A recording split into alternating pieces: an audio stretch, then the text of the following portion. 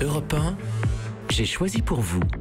J'ai choisi pour vous la pizza napolitaine. Et je peux vous dire que dès que j'ai prononcé le mot ce matin, un débat s'est installé sur l'épaisseur de la pâte, le goût et évidemment la recette idéale. C'est dire si c'est un plat qu'on a tous en partage. Alors pourquoi ai-je décidé de vous parler de la pizza napolitaine ce matin? Eh bien parce que l'art ancestral du pizzaiolo napolitain fait son entrée au patrimoine immatériel de l'humanité.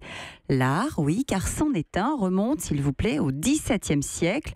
Il suffit de voir, pour s'en convaincre, comment les virtuoses manient le disque de pâte après l'avoir laissé, s'il vous plaît, reposer entre 8 et 9 heures. Des artistes qui font tournoyer au bout de leurs doigts une pâte qui, en dansant, s'oxygène petit à petit et devient du coup plus digeste avant de la cuire au feu de bois, s'il vous plaît, uniquement 420 degrés dans les règles.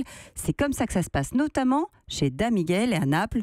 Le geste n'a pas changé depuis 1856. Hier d'ailleurs, c'était l'euphorie dans la cité, aux plus de 400 pizzerias. Dès 8 heures, ils ont tous ouvert pour célébrer l'événement, car c'en est un. Les journaux se sont mis à l'unisson, à commencer par La Stampa, qui a repris à son compte une chanson de 1966. A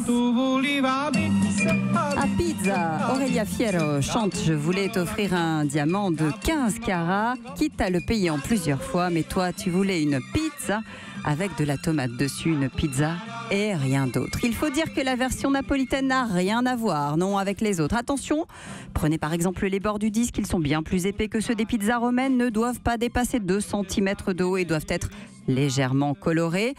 Le plat du pauvre, qu'il était en 1535, est devenu l'un des plus partagés au monde. 5 millions de pizzas sont chauffées par jour en Italie. Aujourd'hui, 2 millions de personnes ont signé la pétition pour que la pizza soit sacrée.